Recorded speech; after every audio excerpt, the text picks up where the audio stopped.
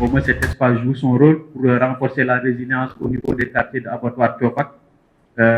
Et ce qui est intéressant sur Kaolack, les premières pistes de solutions identifiées ont fait l'objet d'une mise en œuvre. Quand vous allez sur Kaolack, à l'entrée, vous voyez sur la gauche, en face de EDK, qu'il y a quelques bassins. Hein, les gens nous attaquent pour nous dire que ce bassin ne voulait pas bien aménager. C'est fait exprès parce qu'on voulait tester la solution. Est-ce que ça marche? Et on a vu en 2025 que la solution marche. Donc sur 2026, sur instruction du directeur, des aménagements aux normes seront faits en relation avec les génies militaires. Donc ce travail a été fait donc, à Kaolack, Abdou Samad, avec 23 milliards. On l'a fait sur Kédougou également pour préserver le, comment dirais-je, le Dingoussou. Hein, et on l'a fait sur Touba également, avec un budget associé de 93 milliards. Et on l'a fait aussi sur Kafrine, qui fait partie des sites, et dans le PIS irrégulier sud. Parce que dans le montage du projet, le PIS a été utilisé pour demander la subvention. Et on a constaté ces dernières années, entre 2020 et 2023, que assez souvent que ces aménagements débordaient quand il y avait des inondations. On l'a vu qu'en 2020, avec l'impact en face de comment ça s'appelle, de Nestlé, donc, et les aménagements à l'intérieur des quartiers. Et l'étude a été faite pour comprendre un peu qu'est-ce qui était à l'origine de ça, mais proposer également des solutions pour renforcer la résilience de ces ouvrages-là. Ça, c'est le récapitulatif de l'ensemble des solutions sur les différents sites avec les coûts associés. Et on a abordé tout à l'heure, M. Talbaoui, la remontée de nappe, parce qu'assez souvent, voilà, quand on fait sur certaines zones telles que Touba, telles que la zone, le bassin versant du lac Rose, sans prendre en compte cette problématique, pratiquement on peut se dire que la solution risque de ne pas être très efficiente. Et des solutions, il y a eu un diagnostic qui a été fait pour comprendre un peu le phénomène, et des solutions avec, voilà, comme on l'a indiqué ici, une pré-identification des zones, la modélisation avec les hydrologues, une évaluation des impacts, et des solutions proposées ici, selon ici plutôt. Voilà, donc par exemple, est-ce que voilà, vous voyez, quand on parle de nappe du bord, c'est grand, c'est pas comme ici. Donc c'est dans le sous-sol, c'est des milliards de mètres cubes. Voilà, on se disait, mais si on procède à un pompage, pratiquement, vous voyez qu'ici, en termes d'avantages, il n'y en a qu'un seul. Il y a beaucoup plus d'inconvénients à pomper une nappe que d'avantages. Alors, et quand on utilise par exemple les drains naturels, là, on sait que cette solution-là, elle est beaucoup plus robuste et elle est beaucoup plus efficiente pour rabattre la nappe chez Talbaoui que d'aller vers du pompage de la nappe. L'autre aspect sur les apports, sur l'utilisation des résultats, c'est ce qu'on appelle les mesures non structurelles. Et là, on travaille avec, comment dirais-je, la DGUA, déjà sur l'élaboration de ce qu'on appelle les PPRI, les plans de prévention du risque d'inondation. Donc, c'est un travail qui est en cours. Déjà en premier, donc pour intégrer le risque d'inondation dans la planification, il y a une déclaration d'utilité publique qui a été signée par le président.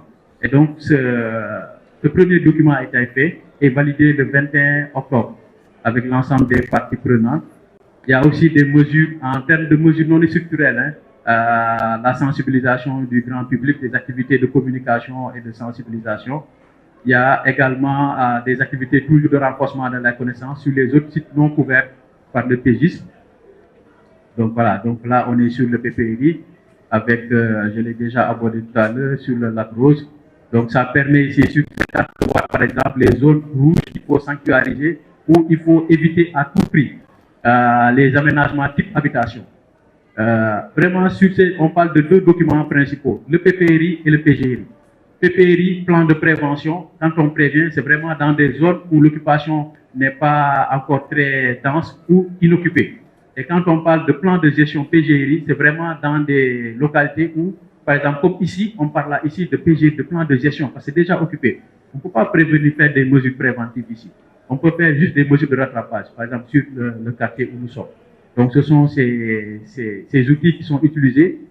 Et on parle du bord de plus en plus de décentraliser les activités. Il y a des plans communaux de sauvegarde qui sont développés et au niveau des sites, par exemple sur les différents sites. L'objectif vraiment, c'est de recenser les moyens humains et matériels, par exemple à l'échelle de la commune, pour savoir quelles sont les activités à mettre en œuvre quand on est en situation d'urgence. Par exemple, on se rappelle de la pluie du 14 juillet, le préfet de Tamba nous a dit, heureusement qu'il y avait ce document-là qui a été déjà fait, ils avaient fait une simulation, il nous a dit carrément, ça lui a permis déjà de descendre sur le terrain, de voir que l'axe allant vers Kédougou, au niveau du pont à côté des cimetières, présentait quelques fissures, et en relation avec la police, d'arrêter la circulation, d'interdire la circulation sur cet axe, le temps de faire des vérifications avec la Géroute. De voir aussi, de travailler avec tous les acteurs locaux au niveau des différents quartiers pour faire une première évaluation des impacts, mobilisation des moyens humains, des moyens matériels pour vraiment favoriser le retour à la normale dans les meilleurs délais. On a parlé d'améliorer la prévision avec nos amis de l'ONACIM. Il y a un radar qui a été acquis en face du stade à Abdoulaye Wade en sortant de Dakar. Donc l'idée c'est vraiment d'avoir des bulletins d'impact Abdoulaye. C'est notre challenge de 2026. C'est qu'on puisse avoir, bonjour doyen Moussa, d'avoir des bulletins d'impact pour savoir exactement quelle est l'intensité de la pluie, mais aussi quel est l'impact qu'on peut avoir sur le terrain pour pouvoir pour prendre des dispositions idoines pour éviter le maximum possible les impacts liés aux inondations. Donc ça, je ne vais pas trop insister, ça c'est les équipements qui ont été acquis. Notre ami Jean va revenir dessus dans sa présentation. Et pour la DGPRE, il y a des équipements aussi acquis pour la surveillance des cours d'eau et les informations liées aussi à la remontée de nappe. Donc voilà, donc ça c'est le dernier axe sur... je vais accélérer un peu, on a déjà consommé 25 minutes, on avait eu 30 minutes. Donc il nous reste 5 minutes pour terminer assez rapidement. Donc c'est la stratégie nationale de gestion du risque d'inondation qui a été élaborée aussi également dans le cadre du PGIS. Là c'est le contenu du document qui a fait l'objet d'un partage le 24 septembre et d'une validation également avec prise en compte des recommandations. La méthodologie, c'était de capitaliser un peu sur la connaissance, sur ce qui était produit, de prendre en compte aussi le retour d'expérience et de favoriser une large diffusion des acteurs clés. Ce document constitue une sorte vraiment d'outil d'aide à la décision pour l'autorité supérieure. Et ça permet aussi de servir vraiment d'outil de cadrage pour toutes les activités qui se feront désormais dans le cadre de la prévention et de la gestion des inondations. Toujours en termes de méthodologie, il y a un questionnaire qui a été établi, des rencontres avec les différents acteurs. Il y en a eu 26 au total, avec échange avec le groupement. Il y a pratiquement toutes les catégories d'acteurs qui sont concernés. Et donc, les premières analyses sur les mots-clés, on le voit ici, les maîtres mots, c'était la coordination institutionnelle qui est ressortie. La circulation, c'est l'échange d'informations, la planification, l'aménagement Bachir, avec également une demande d'ouvrage et l'occupation du sol. Donc ce document est animé sur l'approche gestion intégrée du risque avec un axe transversal qui est la gouvernance, avec les 4 autres axes que sont améliorer toujours la connaissance, la prise en compte du risque dans les documents de planification, l'adaptation avec des mesures structurelles et non structurelles et la préparation pour savoir qu'est-ce qui va arriver et comment réagir, comment favoriser un retour à la normale dans les meilleurs délais. Donc, c'est un document qui est animé aux différents documents de politique internationaux et aussi national ici, avec le référentiel 2050 et entre autres et la LPSD du ministère. Donc, pratiquement tous les documents, Bachir, tu as le PNADT, je sais que tu aimes bien ça. Comme ça, moi, je suis sûr que ça a été animé également, pris en compte dans l'élaboration. La vision, un Sénégal plus résilient face aux inondations grâce à une gestion intégrée des risques dans un contexte de changement climatique, avec 4 grands objectifs. Le premier, c'est renforcer le système d'alerte avec des sous-objectifs qui sont là. On pourra partager le document pour permettre d'aller vite après sur ce document-là. Le deuxième, c'est prendre en compte le risque dans les documents de planification urbaine avec les, comment dirais-je, 3 sous-objectifs. Le troisième, réduire le risque avec les mesures préconisées avec 3 sous-objectifs également.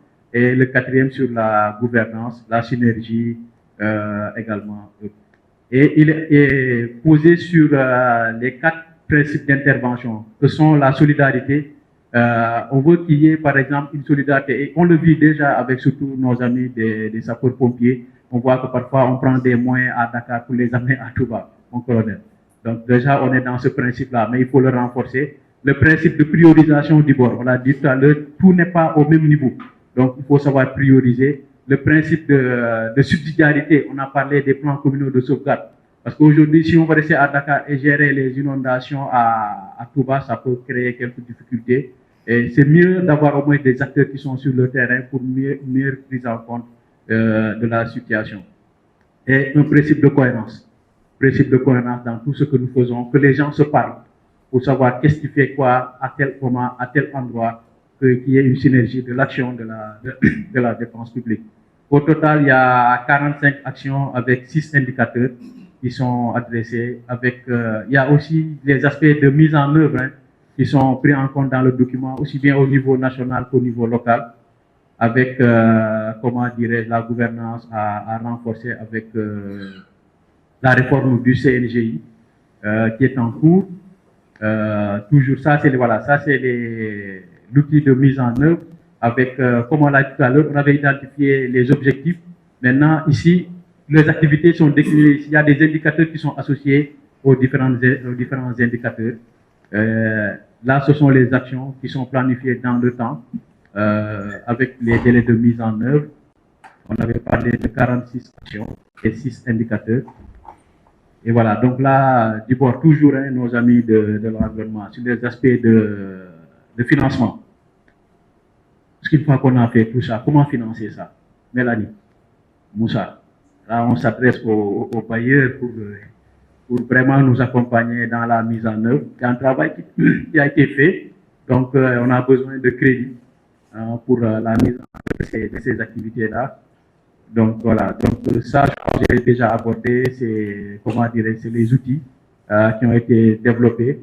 Et il y a également des activités de renforcement de capacité qui ont été déjà réalisées, une partie, avec des activités sur le renforcement de capacité sur la télégestion, le système d'information géographique, la cartographie, sur l'hydrologie. Et donc, ce qui reste actuellement, c'est un grand séminaire sur la problématique des inondations, un séminaire que nous voulons sur 2 jours pour vraiment discuter avec l'ensemble des acteurs pour voir comment mieux travailler ensemble, comment trouver de nouvelles pistes beaucoup plus innovantes pour renforcer la résilience des populations face aux risques d'inondation.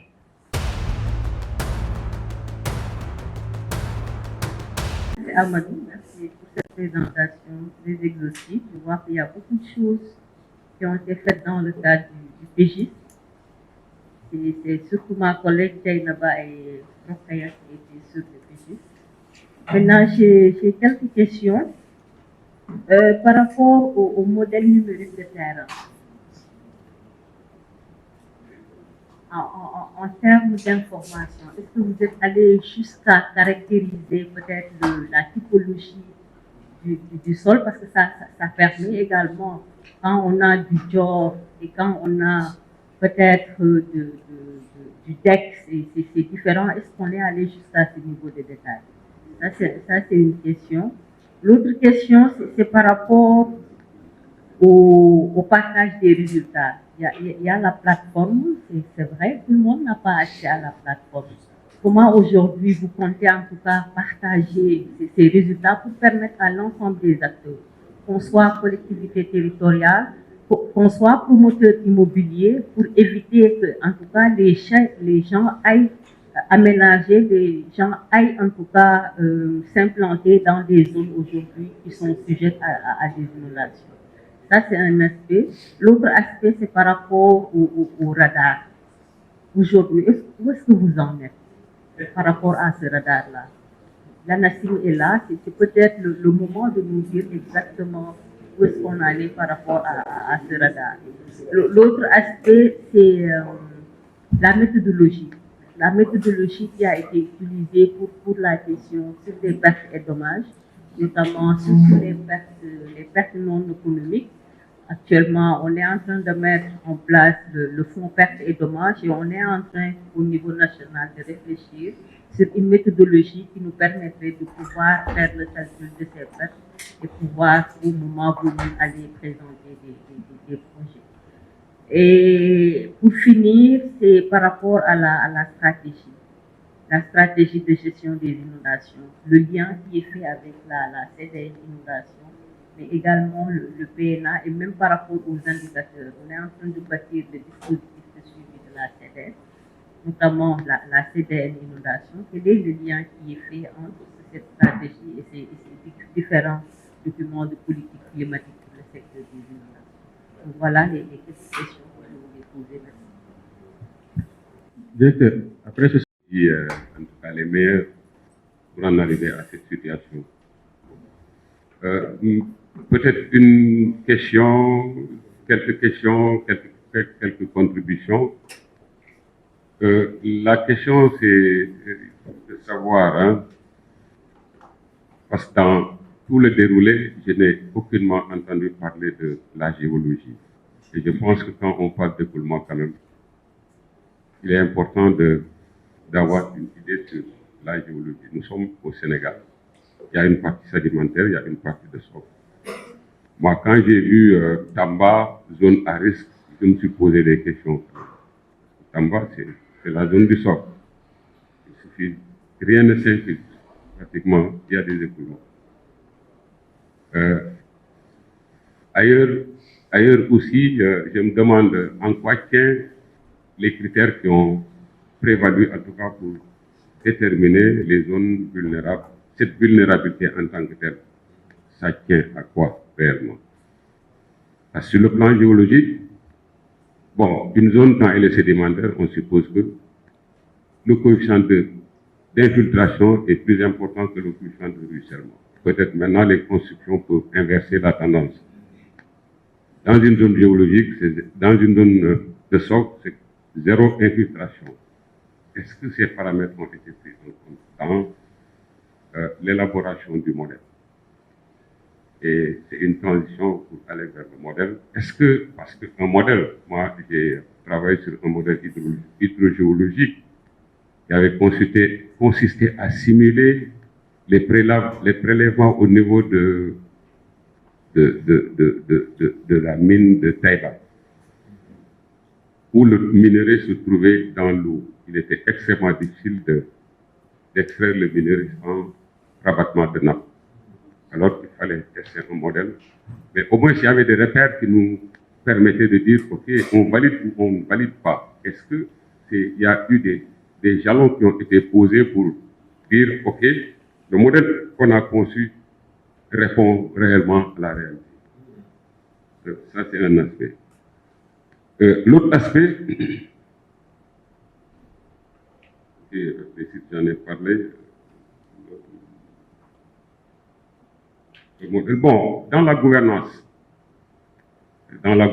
de tout ce schéma, moi je voudrais savoir exactement la place de la commune, ou le maire, ou son représentant dans tout ce dispositif. Parce que, quand même, c'est communautaire, il y a quelqu'un que, je ne sais pas, une formule qui est très chère à Ahmad ici présent, la réponse est communautaire. Cette réponse communautaire, il faut aller la chercher. Il faut aller la chercher auprès des communes, justement. Et il y a des aspects de ces questions qui sont mieux gérés. Et c'est pourquoi j'ai aimé le découpage récent du Sénégal en combien? En six régions, en 6 pôles, qui épousent des bassins versants. Le Sénégal est divisé en bassins versants. Il y en a eu 7 ou 8 comme ça. Et on va vers des réformes. Il ne faut pas aller plus vite que le tam-tam. Parce que je pense qu'à partir de cette réforme, à partir du moment où, parce que dans la gestion intégrée des inondations, forcément on va aller vers une intercommunalité pour circonscrire, en tout cas, l'espace dans lequel se trouve l'inondation. Et parfois, ça demande que les communes, entre elles, signent soit des conventions d'intercommunalité, etc., pour pouvoir gérer en tout cas le passé dans sa totalité. Parce que des actions en amont peuvent avoir des conséquences en aval. Donc, il faut garder à l'esprit que nous allons vers ce redécoupage qui va s'articuler autour de bassins versants pour mieux adresser justement toutes ces questions liées à l'eau, aussi bien des eaux pluviales, la gestion des eaux pluviales, aussi bien dans le cadre de l'assainissement. Et ce que vous faites serait plus applicable, beaucoup plus, en tout cas, aigu s'il était appliqué dans un espace uniforme, dans un espace uniforme du point de vue géographique, du point de vue structure, etc. etc.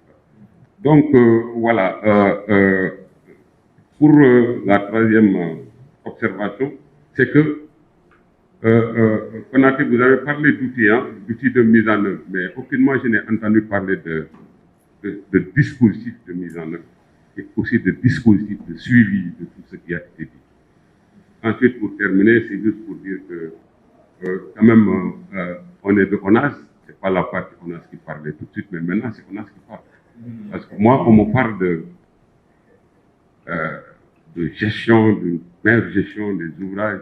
Je sais que quelque chose m'a échappé parce que peut-être il y a eu la télégestion, le site, le GMAO, etc. Mais j'aurais souhaité quand même qu'on en parle un peu parce qu'il y avait quelques préoccupations, etc. Hein? C'est la deuxième partie. Donc voilà, c'est surtout par rapport à la stratégie nationale de gestion des risques d'inondation. Nous, au niveau du ministère, nous constatons qu'il y a beaucoup de documents que nous élaborons, mais la mise en œuvre de ces documents pose problème. Peut-être, moi, je me dis que ce document doit être, du vu de la qualité du document et de son importance, ça doit être opposable à des tiers. Donc, on doit le légiférer et le faire voter à l'Assemblée pour qu'on puisse l'intégrer dans les politiques publiques. Par exemple, nous siégeons au niveau de l'Agence nationale de l'aménagement du territoire. Ils ont ce qu'on appelle la localisation des visas. Dans la localisation des visas, ça pourrait être un outil, surtout par rapport à la portail que vous avez présenté qui permet de définir les risques d'inondation. Si ce document est voté et approuvé, donc automatiquement on va l'intégrer dans ce dispositif-là. Et idem ce qui se fait au niveau de la direction de l'environnement qui délivre des quitus environnementales. Il y a beaucoup de collègues de la DPGI, nous participons à des élaborations d'études d'impact et que je pense que ces documents-là doivent être intégrés dans ces dispositifs-là. Donc l'autre aspect, c'est, je pense que le docteur a parlé des aspects d'infiltrage, c'est Amidou a parlé des plans communaux de sauvegarde. Je pense que ça soit l'assainissement, la DPJ, eux tous mettre en place des instances de gouvernance, ce qu'on appelle les cadres de concertation sur l'eau, qui aboutit à des instruments de gouvernance à des échelles. Il faudrait qu'on puisse harmoniser tout cela.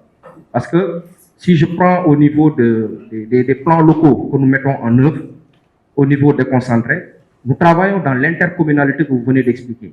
Par exemple, c'est les mêmes sous-bassins versants. Et que dans ces instances de gouvernance, c'est les mêmes acteurs qui sont identifiés. C'est des organisations faîtières, c'est des services techniques. À chaque fois, on convoque les mêmes acteurs. Donc, essayez de voir comment on peut capitaliser et pérenniser ces instances de gouvernance qui regroupent ces mêmes acteurs. Au lieu de se mettre à chaque fois, que ce soit l'assainissement, DGPRE, DPGI, et à chaque fois de mettre en place des cadres de concertation. Et surtout par rapport à l'animation. Souvent, dans le cadre de la mise en œuvre de ces projets, quand les projets existent, ces cadres sont animés. Mais quand les projets se terminent, c'est très difficile de réunir ce comité-là pour qu'il puisse jouer son rôle carrément. Je voulais rentrer sur d'autres aspects techniques. Bon, peut-être que je vais laisser la parole autour de... La préoccupation était d'abord de me féliciter du nombre assez important d'instruments, d'outils et de qualité mais j'avais la même préoccupation que monsieur, c'est ces forces de proposition techniques, technologiques. Comment pourrait-on transformer cela en force de loi? Parce que c'est vrai qu'on a beaucoup d'instruments de planification, de suivi, mais ils ne sont pas répercutés dans nos textes législatifs et réglementaires. Et ce n'est pas obligatoire pour les organismes et les entités. Je pense qu'à ce niveau-là, ce serait une très bonne chose de les adapter. Saisir l'occasion aussi et l'opportunité de la révision en cours des différents codes, je parle du code de l'eau, du code de l'assainissement, pour insérer effectivement ces dispositions dans ces projets de code. Je pense que ce serait une très très bonne chose à ce niveau. Mais en tout cas, la moisson, elle est bonne, mais faudrait-il qu'il y ait des ouvriers pour pouvoir faire cette moisson. Voilà, merci bien. Je me donc également aux félicitations. Peut-être on peut rebondir sur la gouvernance. C'est important également d'évoquer dans cette présentation le degré d'utilité publique, parce que c'est vrai qu'on peut avoir tout cet arsenal pour pouvoir quand même réussir une résilience, mais l'applicabilité également du décret, qui pourrait également un peu impacter sur ce qu'on doit faire sur le terrain. Où en êtes-vous? Et je pense que là aussi, c'est une question cruciale pour pouvoir quand même gérer également instaurer une résilience des populations. Merci beaucoup. Et le directeur Sidibé nous disait qu'en fait, dans le PJ, on parle d'inondation urbaine, de milieux transformés, où pratiquement, on a vu le sol. Pratiquement, on est passé de 90% d'infiltration à 90% de ruissellement sur des sols artificiels. Quelle est maintenant la place de la typologie du sol dans des espaces pareils? La question est ouverte. Sur le radar, nous sommes en train de travailler avec l'ANACIM. Vraiment, il y a les premiers pas qui ont été faits pour vraiment voir comment renforcer l'utilisation de cet équipement. Pas plus tard qu'hier, on a tenu une réunion pour le renforcement de capacité des agents de l'ANACIM. Il y a un séminaire qui est prévu à partir dans le premier trimestre 2026. Et tout ça rentre dans le cadre de l'utilisation de ce radar-là. Je disais à Pape Ngor que la demande de bulletin d'impact est passée d'une demande de technicien à une demande politique de haut niveau. Donc il nous faut ensemble travailler sur cette activité-là pour voir comment vraiment réaliser ça. Sur Tamba DG, en fait Tamba, on a le Mamakunda. Donc c'est qui recueille, quand vous allez sur Tamba, vous allez voir que pratiquement vous êtes sur une pente et tout vient sur le Mamakunda, qui est au centre, à côté des cimetières. Et donc, tout ruisselle vers l'extérieur à ville pour sortir vers Dakar. Et donc, c'est pratiquement sur cet axe-là du Mamakunda, qui est un réseau hydrographique dormant, qui se remplit pendant l'hivernage. C'est sur cet axe-là qu'on a la plupart des impacts.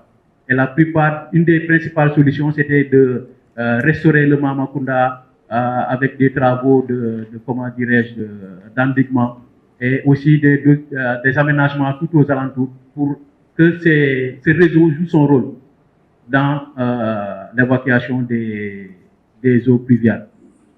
Sur l'intercommunalité, pratiquement, on n'a pas parlé de communes, on parle plus de bassins versants. Parce que là, parler de communes, pratiquement, c'est un peu aller en contre-courant avec l'aléa. Donc, on parle beaucoup de la gestion au niveau des bassins versants, plus que sur...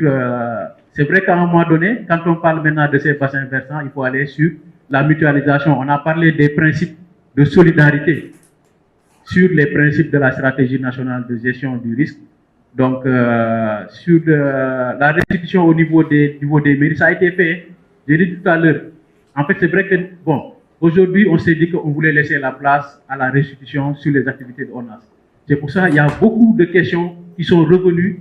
C'est parce qu'on a fait le choix quand même de ne pas aller en profondeur. Sur, par exemple, on a parlé de restitution. Il y a plusieurs restitutions qui ont été organisées sur les différents sites. Et on l'a dit dans la méthodologie qu'il n'y a aucune validation qui a été faite au niveau central. Tout a été fait au niveau des différents sites pilotes.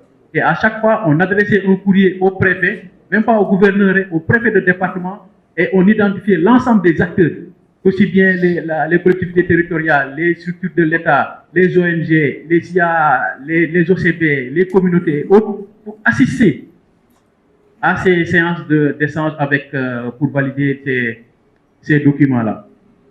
Donc, sur les critères d'identification, je l'ai dit, on est passé dessus, mais en fait, il y a un croisement qui a été fait avec plusieurs paramètres.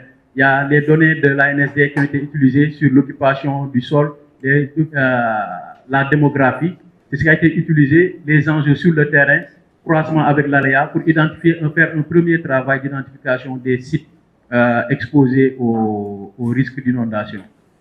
Sur les pertes et dommages d'abord, on a reçu le nouveau DG, on est parti même ensemble avec notre ami Bachir pour voir un peu. Il y a un premier travail, il était là à Dakar il y a 3 mois.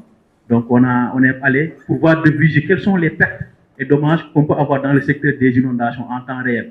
Donc il y a un premier travail, je pense, qui est en train vraiment d'être fait. Et on avait parlé de pistes de collaboration avec la directrice Madeleine pour voir comment le Sénégal peut adresser ce fonds-là pour renforcer cette activité au niveau national. Donc, directeur, je vous laisse le reste des questions. Donc, peut-être compléter à niveau les questions de géologie et de risque du sol. Et je pense que les validations en son temps ont été existées déjà. Et peut-être on pourra vous partager toutes ces notes-là pour voir exactement comment cela a été bien fait avant. Le radar à niveau en a parlé, n'est-ce pas, pour bénéficier d'une chose. Mais il faut également qu'on se le dise, il nous manque encore 2 pans dans les études. Ce sont les études géotechniques et les études d'impact environnemental. Ces 2 aspects-là n'ont pas été pris en compte dans le cadre du pays. Et je pense que nous allons pratiquement, dans les années à venir, aller en détail sur les études géotechniques sur l'ensemble de ces zones pilotes. Les zones pilotes, comme l'a déjà dit le DG, c'est 7 zones qui sont ici, des 29 qui sont considérées comme étant les plus vulnérables. Pourquoi 29? Parce que tout simplement, la combinaison des 3 modèles, le MNT national, qui a permis de faire un référentiel hydrologique pour identifier les 29 qui sont considérés comme étant les plus vulnérables. On a ajouté un MNT LIDAR.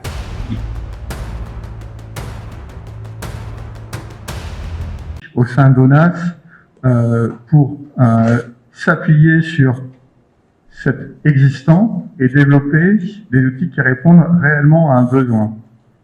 Alors, ces besoins, ils ont été définis sur tout ce qui est outils de GMAO, sur le site, sur l'informatique, sur aussi la supervision et la télégestion.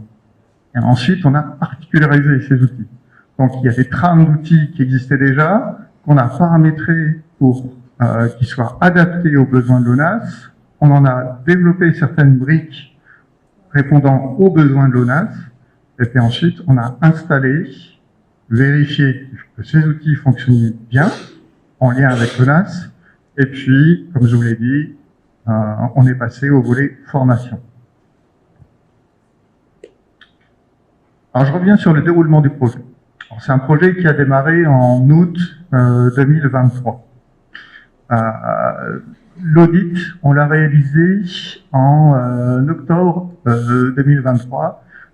Lors de cette semaine d'audit, différents experts sont venus au sein des locaux de l'ONAS pour regarder, discuter avec les membres de l'ONAS et en particulier avec les points focaux sur l'existant, sur la partie C, sur la partie télégestion supervision, la GMAO, ainsi que sur tout ce qui est protocole. À l'issue de cet audit, nous avons rédigé un rapport de diagnostic et nous avons défini aussi des besoins. Ce rapport, il a abouti après discussion assez prolongée avec l'ONAS en février 2024 pour définir tout s'arrêter sur les besoins de l'ONAS. Ensuite, il y a eu toute une on a enchaîné sur l'activité 2 avec d'abord les équipements informatiques qui ont été, dont on a commencé l'acquisition en mars 2024 et qui ont été livrés et installés en août 2024. Après, en parallèle, il y a, le développement du cycle métier a été engagé pour une installation en mai-août 2025. Pour la partie 3, la télégestion, on a d'abord effectué l'achat des équipements sur une partie de l'année 2024 pour une installation qui a abouti en janvier 2025 avec quelques petites prestations annexes qui ont été poursuivies pour finaliser certains points d'installation. Sur la partie supervision, là, l'installation de la supervision a été engagée en septembre 2024 et elle a été finalisée en janvier 2025 avec là aussi des petites mises au point de certains paramètres qui viennent récemment de s'achever. Pour la partie plan métrologie, il y a un rapport qui a été remis en mai 2025. Dans le cadre de l'activité 4, c'est aussi une activité dont le développement de l'outil a été engagé durant toute l'année 2024 pour une installation complète en avril 2025. Pour l'activité 5, qui, elle, concerne tout ce qui est protocole de maintenance, il y a un rapport qui vous avait été remis en octobre 2024. Et puis, pour la partie gestion de crise qui était inclus dans cette activité, c'est un rapport qui, lui, a été envoyé en mai 2025 avec le plan de métrologie. Enfin, pour la dernière activité qui concerne les renforcements de compétences, là, nous avons engagé ces différentes activités après les outils aient été suffisamment développés. C'est pour ça que toutes ces formations ont été programmées en 2025 et étagées pour que ce planning de formation soit compatible avec la mobilisation des agents de l'ONAS. Alors j'en viens maintenant aux différentes réalisations. Donc comme je vous l'ai dit, on a commencé par un audit. On a, par exemple, lors de cet audit, regardé ce qui existait en termes de cibles. Quelles sont les couches C qui existaient, est-ce qu'elles étaient suffisamment exhaustives, et on a aussi discuté avec l'ONAS de l'outil de GMAO qui existait déjà, parce que l'ONAS a déjà toute une culture technique sur laquelle on devait s'appuyer. Cet outil de GMAO, les agents de l'ONAS étaient déjà familiers de Misterment, donc il y avait déjà une culture à transcrire dans le nouvel outil. On a aussi réalisé un audit des moyens techniques et humains qui était mobilisé par l'ONAS concernant la gestion du réseau de drainage. Donc savoir quelles étaient par exemple les équipes, comment était constitué, organisé l'ONAS en département, secteur, comment aussi, quel était le matériel disponible, les opérations qui étaient traitées par les différentes prestataires extérieurs. Et on a aussi, comme ça, pu rédiger un rapport de diagnostic concernant ces différents points. Là, je vais parcourir quelques points particuliers de ce rapport de diagnostic. Alors, par exemple, ici, vous pouvez voir... qui est bien sûr sur le diagnostic et les besoins, mais également sur les systèmes d'information existants, sur les différents indicateurs produits et sur les outils de saisie de terrain. Donc tout ça a été développé déjà en amont au niveau des logiciels GMAO et SIG. Ensuite, alors par rapport maintenant à la maintenance curative des ouvrages et équipements, alors l'objectif du protocole de maintenance de curage, c'est pouvoir gérer l'ensemble des types d'intervention de l'ONAS, notamment en termes de casse, en termes de réparation, en termes de remplacement d'équipements électromécaniques, etc. Et tout ça est fait en vue d'optimiser l'efficacité des interventions de l'ONAS et puis d'assurer un rapportage dans le système déjà mis en place, GMAO, SIG et télégestion, au moyen d'outils de saisie de terrain avec les tablettes développés par le projet. Alors, pour rédiger ces protocoles ont été rédigés avec 4 composantes essentielles. D'abord, ils décrivent le cadre des procédures de maintenance. Ensuite, les types d'intervention et les actions à mettre en œuvre. Et une description des procédures d'exécution des opérations de maintenance, qu'elles soient préventives ou curatives. Et bien sûr, l'ensemble de la documentation des enregistrements produits et qui peuvent être capitalisés au niveau GMAO, au niveau SIG, pour pouvoir dynamiser les opérations de maintenance et optimiser aussi les interventions de l'ONAS dans les différents réseaux. Suite. Alors, par rapport au cadre des procédures de maintenance, nous avons distingué les intervenants. Qui sont les intervenants dans la procédure et puis aussi tout ce qui est objectif des protocoles. D'abord, dans les protocoles sont définies les modalités d'exécution. Ensuite, et vous-même, pour ce marché-là, vous n'avez ménagé aucun effort pour la réussite de cette activité. Je tiens à le témoigner et à vous féliciter au nom pratiquement de tous mes collaborateurs. Donc, nous n'allons pas encore tirer en longueur. Je voudrais peut-être donner la parole au directeur général et qu'on le libère également parce qu'on a toujours abusé de son temps. Et il va laisser peut-être ses collaborateurs, n'est-ce pas, continuer pour lui donner également peut-être les dernières orientations et recommandations. Vraiment, DG, encore une fois, nous vous remercions et nous savons que les temps sont comptés pour nous tous. Et je sais que vous avez fait beaucoup d'efforts pour être là parmi nous. Donc, on vous donne la parole et en réalité, après, on pourra vous libérer. Merci pour m'obliger à prendre la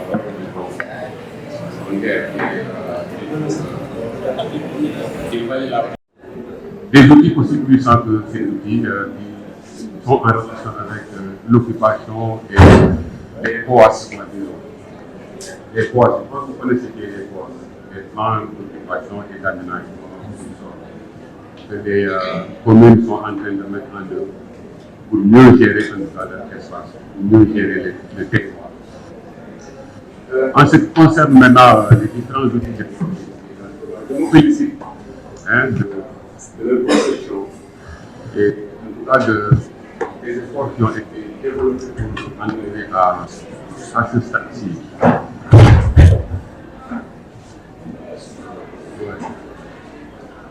Bon, moi je serais très pragmatique.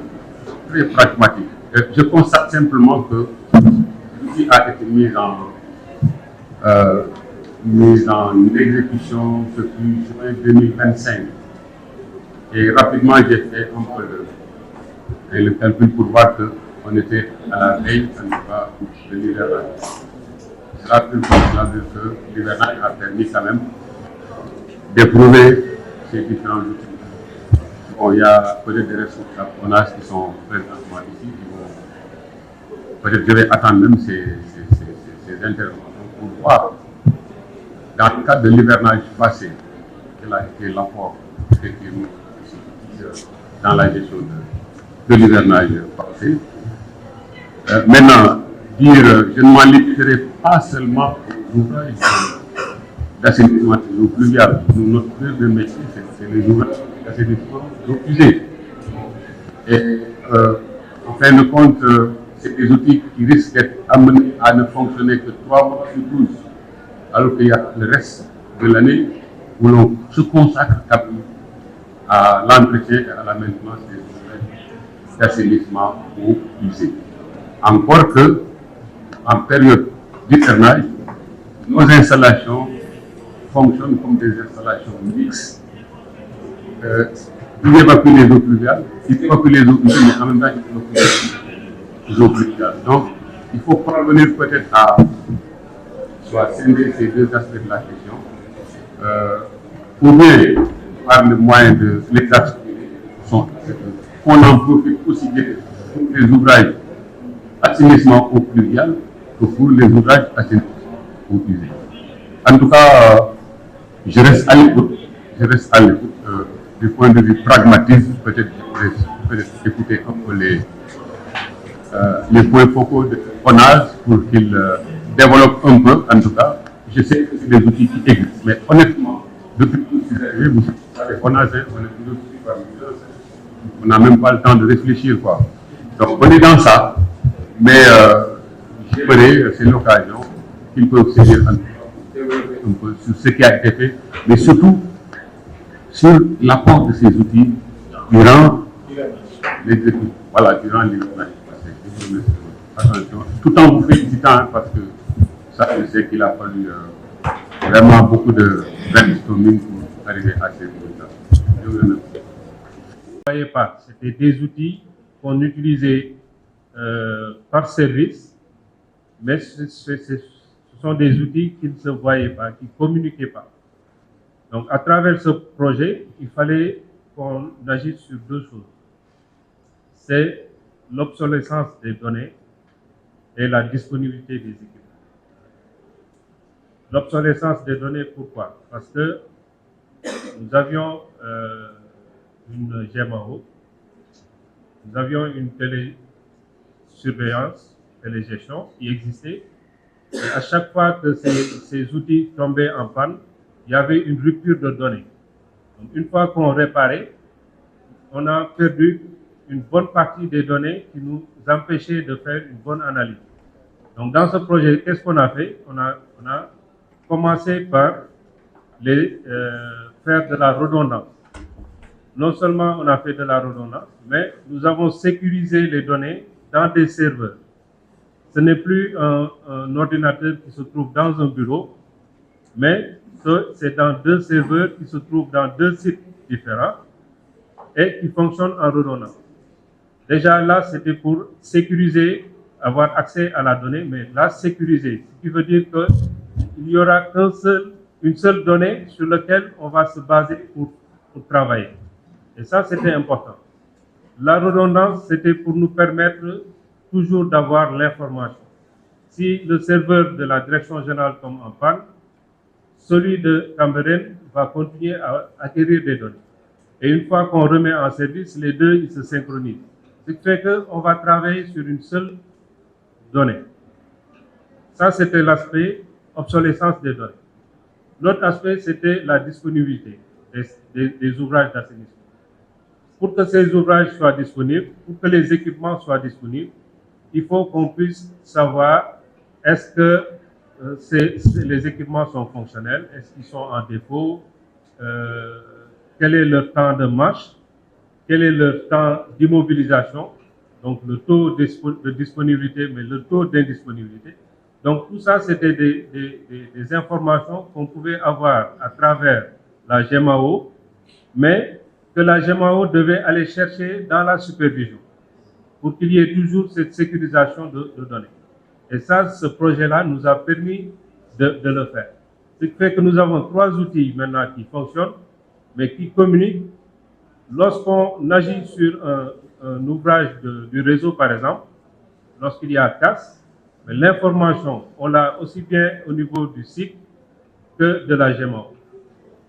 Donc ça, ce sont des aspects assez importants qui nous ont vraiment permis de mettre en place un outil, ce ne sera plus 3 outils, mais un outil opérationnel qui va nous amener à aller à une autre étape.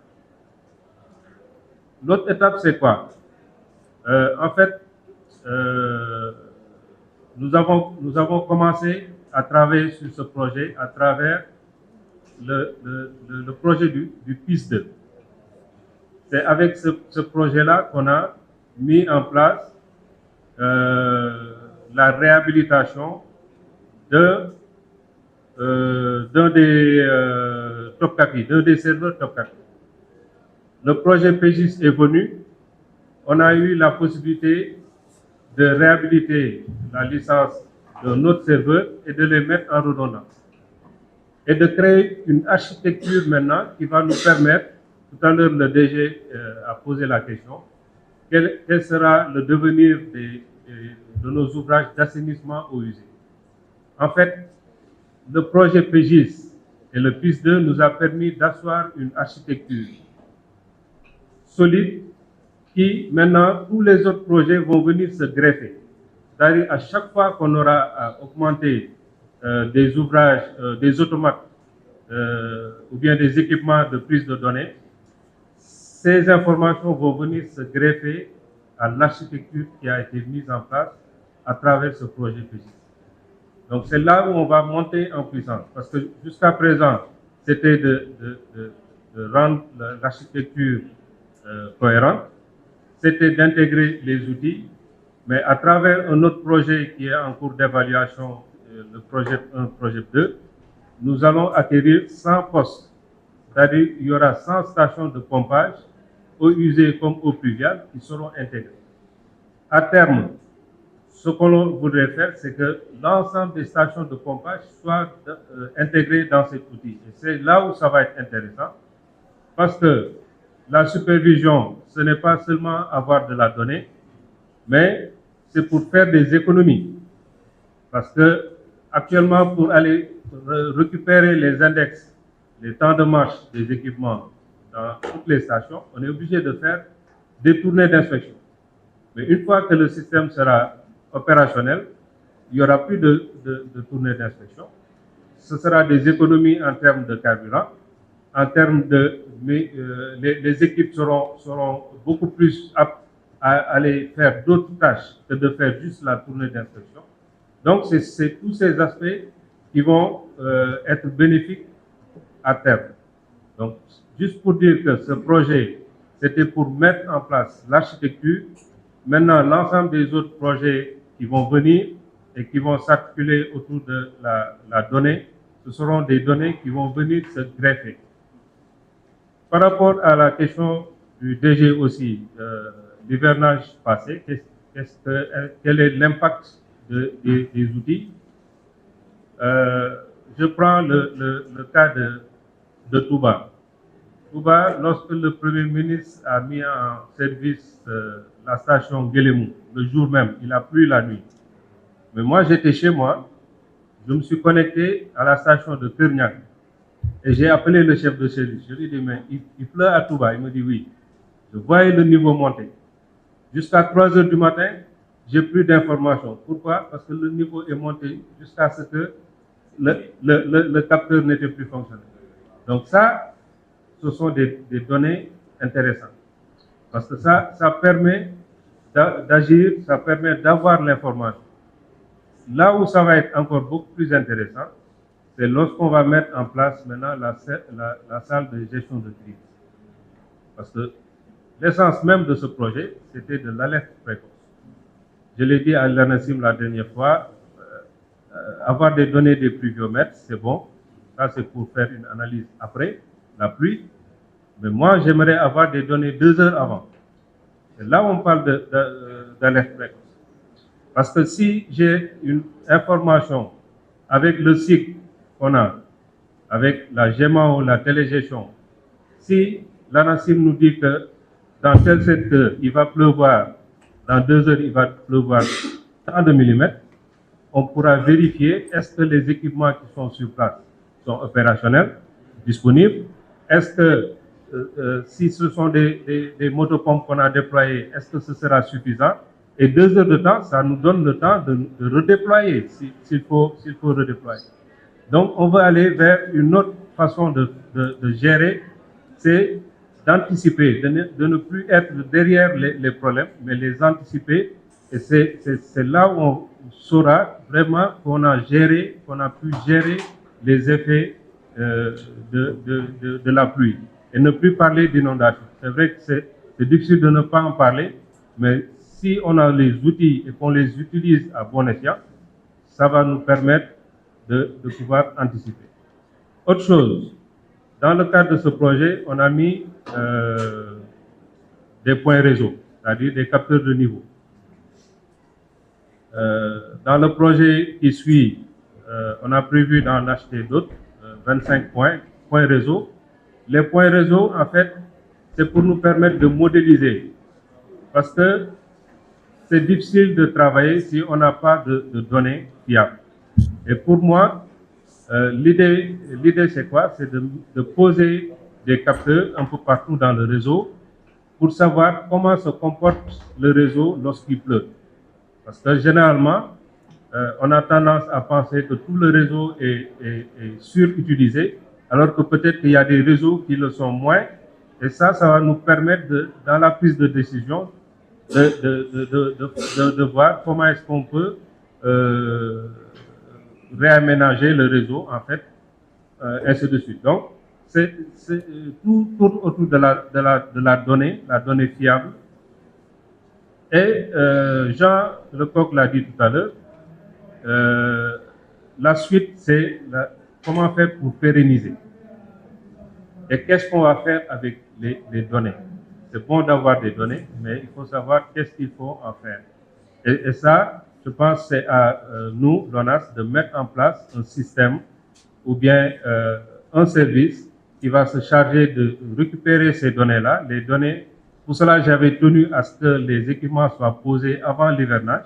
C'était pour avoir des données pour nous permettre d'analyser pour les prochaines hivernage. Mais ce qui est sûr, c'est qu'il nous faut peut-être 2 à 3 ou 4 années de données pour vraiment être sûr qu'on aura de quoi faire une analyse assez fine afin de régler pas mal de problèmes. Voilà. Donc, je pense que, Mme Diarra, si tu veux ajouter, voilà. Merci. Jusqu'à ce jour de restitution. Ce qui me permet de répondre à l'inquiétude du directeur général par rapport à la prise en charge des ouvrages de l'assainissement des eaux usées. En gros, le PJ, c'était pour la gestion des inondations, mais quand la DPJ est venue à notre rencontre, ils ont compris que le besoin de l'ONAS était d'avoir un système d'information géographique qui prenait en charge l'ensemble des ouvrages qui sont exploités par l'ONAS.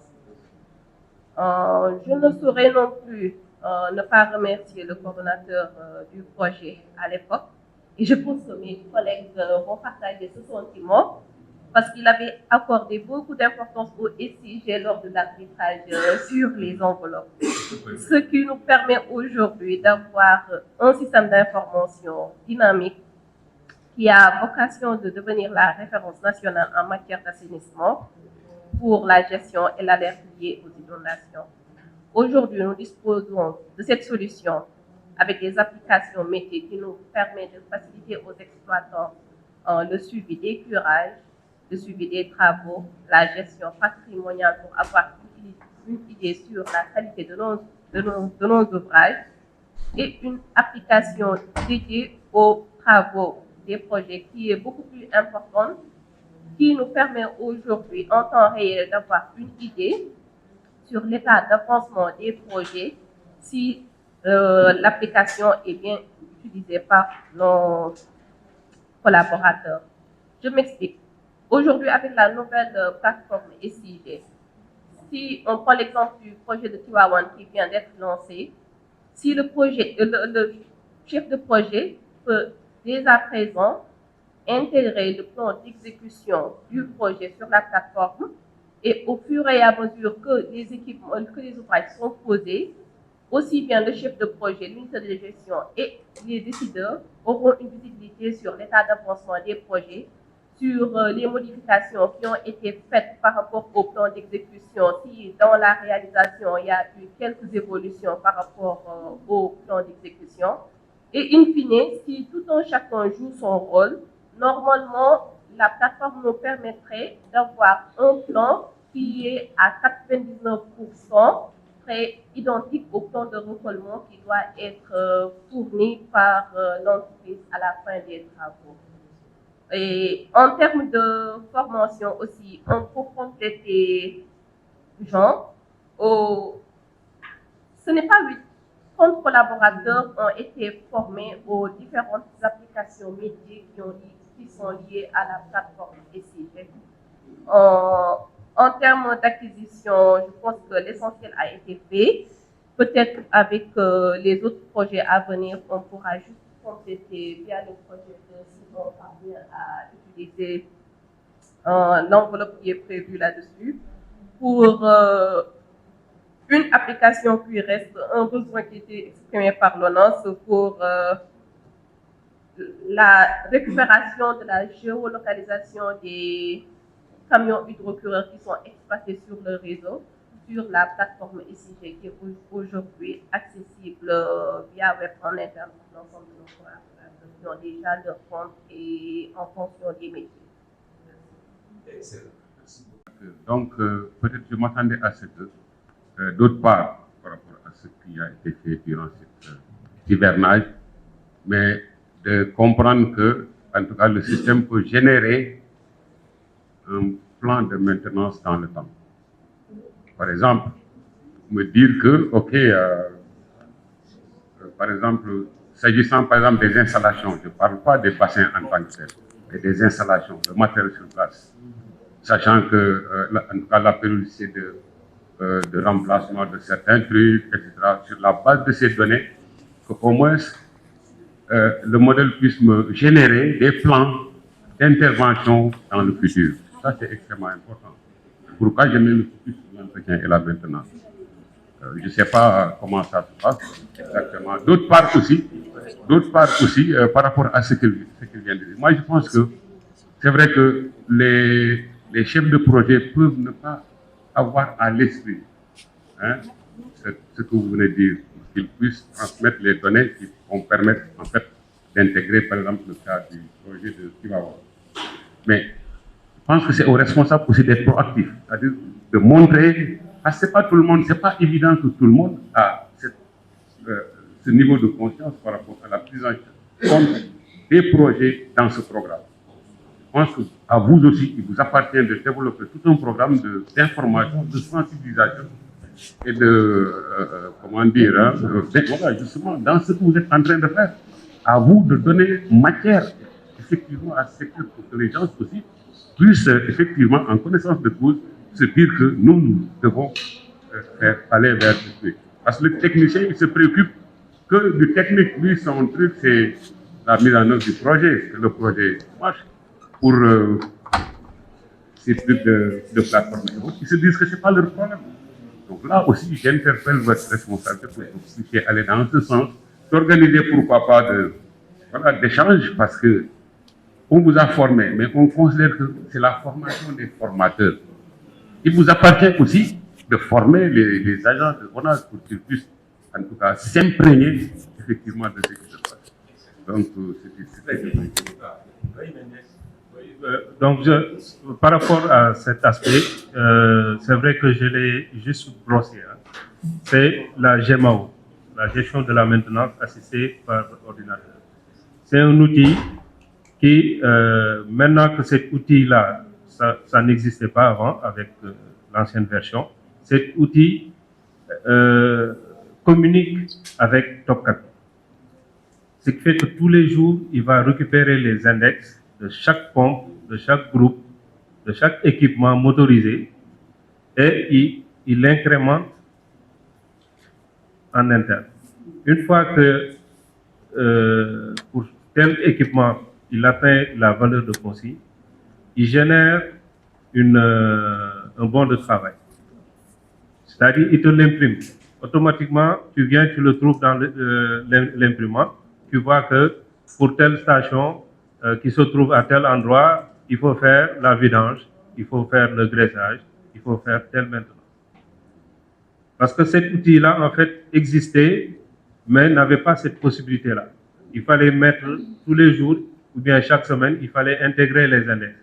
Maintenant, avec le PGIS, on a intégré cet aspect. Ça se fait automatiquement. Tous les jours, chaque matin, Menta va récupérer l'information vers Topkapi et se mettre à jour. Donc ça, c'est pour ça que je parlais de disponibilité. Il y avait deux aspects, c'était l'obsolescence des données et la disponibilité des équipements. Pour que les équipements soient disponibles, il faut qu'il y ait un bon suivi en matière de maintenance. C'est seulement sur cet aspect qu'on peut garantir la disponibilité des équipements. Et il y a des fonctions à l'intérieur qui te donnent le taux d'indisponibilité, c'est-à-dire le temps que l'équipement est resté à l'arrêt dû à une panne. Parce que ça aussi, c'est une information qui peut nous permettre d'agir, de dire, voilà, cet équipement est resté trop longtemps à l'arrêt, il faut agir. Parce que la redondance qu'on a dans les stations de pompage, dans chaque station, on a 2 pompes ou 3. Mais dans une station, on a 2 pompes. Si une des pompes est indisponible, le taux de fiabilité de cette station, elle est de 50%. C'est-à-dire, si l'autre pompe est à l'arrêt, la station n'est plus fonctionnelle, elle n'est plus disponible. Donc, c'est ce qu'on doit éviter. Et pour cela, il nous faut avoir une idée très claire des données. Et c'est à travers ces outils qu'on aura les données à temps réel. Pour illustrer le cas de Touba, toujours à Touba, un jour j'ai appelé Wilson, je lui ai dit, Wilson, ton bassin là, il est plein et la pompe s'arrête. Chaque 5-10 minutes, la pompe s'arrête. Automatiquement, il a appelé le vieux là-bas, le vieux lui a dit, non, la pompe fonctionne. Il dit, non, va voir. Donc, vous voyez que cet outil-là, il suffit de savoir comment interpréter les données. Et on peut vraiment maîtriser nos stations de pompage. Mais ça, c'est quelque chose qu'on va faire après, parce qu'on nous a formés pour former les autres. Donc, c'est une autre étape. Chaque fois, on en discute avec mes autres collègues. Il faudrait qu'on mette en place un système pour vraiment transmettre ce savoir-là. Vraiment, moi, j'aimerais bien vraiment qu'on essaie de clôturer. Nous sommes en train de provoquer une réunion à l'intérieur. Moi, je pense qu'il y a beaucoup de choses à répéter. Moi, je suis très satisfait. Vraiment, je dirais que nous avons... Je suis désolé, hein, mais on est obligé d'arrêter également parce que le DG, il faut qu'on le libère. Moi-même, je veux me libérer. Je sais que tout un chacun ici doit se libérer pour également d'autres charges. Mais ce qui est intéressant, c'est que l'objectif a été atteint. Nous savions que le groupement a fait un excellent travail. Nous savions que les points focaux n'ont ménagé aucun effort pour comprendre les contenants, les contenus. Et vraiment, ça a été vraiment démontré ici qu'ils savent ce que le groupement a produit. Aujourd'hui, le DG, toutes ses attentes, toutes ses inquiétudes, à 90%, en tout cas, je sais qu'il va apporter un souffle nouveau par rapport à ce que le PGIS a fait pour l'ONAS. En tant que coordonnateur, en tant que directeur de la prévention et de la gestion des inondations, je m'engage ici à continuer à appuyer ONAS, comme je le fais pour l'ANASIM, pour que les données soient déjà à notre disposition et à chaque fois que vous avez besoin de données. Ça, je suis prêt, dans le cadre de la matriculation prioritaire, de prendre en charge tout ce que ONAS aura besoin pour vraiment continuer et pérenniser ça. Ça, vraiment, dès à présent, je prends tout l'engagement. C'est pour ça que j'ai dit, vous avez vu ça à Djokel, le protocole. J'ai essayé de revoir le protocole pour prendre en charge les inquiétudes de l'ANASIM sur les aspects financiers. Parce que là également, j'ai la prérogative de financer l'ANASIM. Ces inquiétudes, c'est oui, il a des données, mais en contrepartie, qu'est-ce qu'il faut? Là, je peux m'engager à financer l'ANACIM et en retour, toutes les données dont vous aurez besoin, ça va vous revenir de droit, y compris maintenant à votre niveau, toutes les informations qu'on aura besoin. Ça, je m'engage également à le prendre en charge dans le cadre de la matrice d'action prioritaire, parce qu'il n'est pas question aujourd'hui, Mendes l'a bien dit, il a très bien compris. Tout ce que nous voulons, et déjà l'a toujours dit, tout ce que le ministère veut, c'est qu'on parte de cette gestion en silo pour qu'on aille vers une gestion inclusive des inondations. Ce que fait l'ONAS engage le ministère. Ce que la DPGI fait engage le ministère. Et nous tous, nous travaillons pour l'État du Sénégal. Donc, ce système, cette salle de crise dont parle Mendes, il nous faut cette salle de crise. Nous avions pensé à l'initier l'année dernière au sein de l'ANACIM. Malheureusement, on n'a pas pu le faire parce qu'il y a plusieurs contraintes. Mais je pense que pour cet hivernage 2026, la salle de crise sera fonctionnelle et il y aura toutes les équipes de l'ANACIM, de l'ONAS, de la DPGI, de la DGPRE et de la DGPRE et de la DPC. Donc, toutes les structures qui interviennent vraiment, en tout cas dans les réformes du CNJ, on va y revenir. Et voilà en gros vraiment ce que je voulais dire. Pour rassurer encore les équipes de l'AFD qui, à un moment donné, pensaient qu'avec ça traîne un peu du côté du marché 5. Mais là, vous avez vu que les choses sont prises en main directement par le directeur général. Et je pense bien que on sent déjà qu'en interne, ça va bouger. Ça va bouger en interne. Et nous avons la chance, Mame Diarra l'a dit, avec le projet Tiawan, qui est nous. Jusqu'à présent, Mame Diarra, je pense que déjà, vous avez déjà donné. Il n'est pas question que ce projet Tiawan ne soit pas intégré dans la plateforme. Et dès que vous le fassiez, ça veut dire que le suivi sera là et ça va encourager les autorités à faire de la méthode. Vraiment, je ne saurais pas terminer sans donner la parole à Sidibé, parce que si le projet est arrivé aujourd'hui à des réussites, il a droit à un mot. Et on lui donne la parole pour clôturer et qu'on se libère. Hein? Je suis vraiment ravi et satisfait qu'aujourd'hui, que la DPGI et l'ONAS, plusieurs autres acteurs, comme l'ANACIM, la DGUA, etc., puissent mener à bien ce projet-là. Donc, c'est vrai que, compte tenu des délais de ce projet-là, on peut le dire, en tout cas, ça fait partie des projets qui ont été des plus performants en termes d'exécution, parce que c'est rare que des projets comme ça puissent finir dans les délais. Surtout que, il faut le dire, le PGS a été aussi impacté par la Covid, parce que nous sommes restés quasiment 2 ans sans pouvoir avancer. Et c'est ce qui a permis d'ailleurs d'avoir un avenant à ce projet-là d'1 an. Et aujourd'hui, je me réjouis vraiment que les choses se passent comme on l'a tous souhaité. Alors c'est vrai que pour revenir un peu au projet dont l'ONAS a bénéficié, je sais que c'est un projet qui est extrêmement important pour l'ONAS.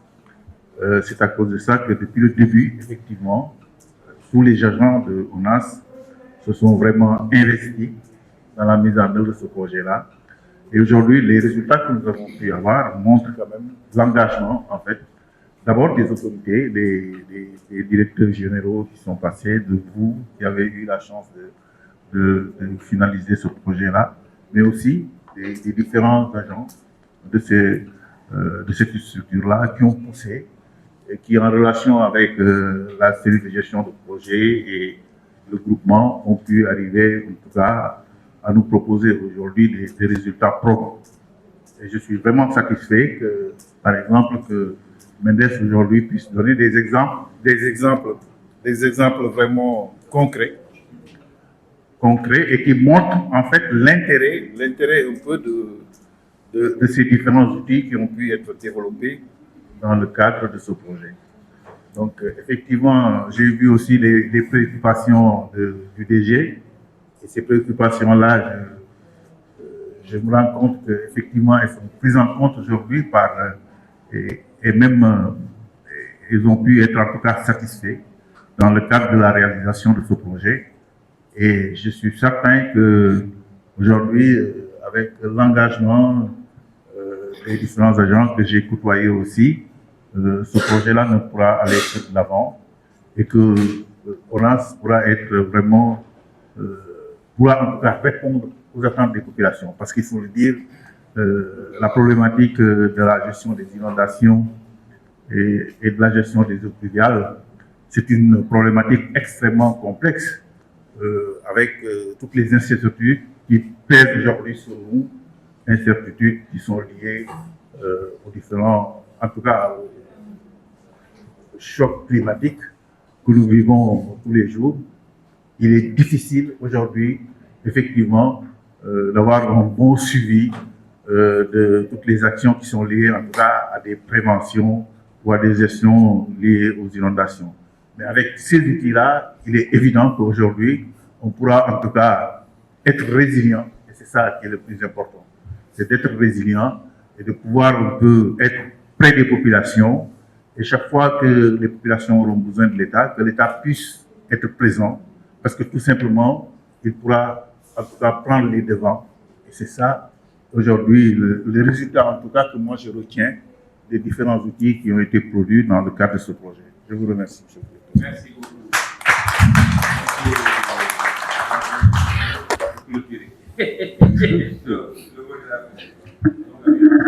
Donc vraiment, encore une fois, nous sommes au terme de notre réflexion. Encore une fois, toutes nos félicitations à l'équipe Berly EDE, n'est-ce pas, qui n'ont ménagé aucun effort, mais également mention spéciale à Amidou Konaté, qui pratiquement, il faut le dire, si on parle du PGIS, aujourd'hui on l'assimile à Konaté. Toutes nos félicitations à Amidou pour avoir également coordonné toutes ces activités depuis le marché 1 jusqu'au, je pense que ce sera la dernière activité parce qu'il a même payé déjà le groupement. Et à toute l'équipe qui sont derrière, et à l'AFD également, vraiment nos félicitations et tous ceux qui ont toujours répondu à nos appels, n'est-ce pas? Je pense à l'ANA, je pense à l'ANASI, je pense à la DGIA. Vraiment, en tout cas, nous avons Issa Traoré de la SAPU, n'est-ce pas? Vraiment, encore une fois, nous témoignons notre satisfaction à tous ceux qui nous ont accompagnés. Ça a été une chance pour nous, je pense à Martial Dion de la BNSP, n'est-ce pas? Vraiment, encore une fois, un grand merci à tout le monde et nous déclarons clos toutes les activités du PGIS et souhaitons à l'AFD de continuer à nous accompagner parce que le PGIS aujourd'hui est un modèle de réussite en Afrique de l'Ouest, ça c'est sûr et certain. Je pense que lorsqu'on initiait le projet, il était question de trouver un projet qui va servir, qu'on pourra répliquer. Et je pense qu'aujourd'hui, l'ensemble des projets du PGIS sont réplicables à l'échelle de la sous-région, voire à l'échelle internationale. Il l'a dit tout à l'heure, même au niveau international, les gens nous envient sur les modèles de terrain et la cartographie que nous disposons. À chaque fois, moi j'ai été tellement satisfait, le directeur général du cadastre m'a dit qu'il connaît le PGIS au Rwanda, je ne sais pas dans quel pays de la sous-région, où tout le monde parle du PGIS. C'est pour cela que lui-même, pour vous dire l'anecdote, quand il est revenu au Sénégal, et je suis allé à sa rencontre pour lui parler du PGIS, il m'a dit, tout ce que tu dis sur le PGIS, je le connais bien avant. Il m'a dit que j'étais très gêné, parce que c'est à l'international que les gens se pendaient le PGIS. C'est pour cela que donc, lorsque je lui ai parlé de la cartographie et de l'hydrographie, il m'a dit que ce n'est pas votre affaire. C'est pour ça que ce sont les finances qui ont porté le décret d'utilité publique. C'est les finances, le cadastre et les domaines qui ont porté ça pour que le président signe le décret public. Pour vous dire que vraiment, que ce soit à l'échelle nationale ou à l'international, on peut se glorifier d'avoir aujourd'hui des données que nous devons tout faire pour vraiment les renforcer et les pérenniser pour les général. Sur ce, vraiment, c'est un grand flou. Et remercie encore mon frère, merci beaucoup.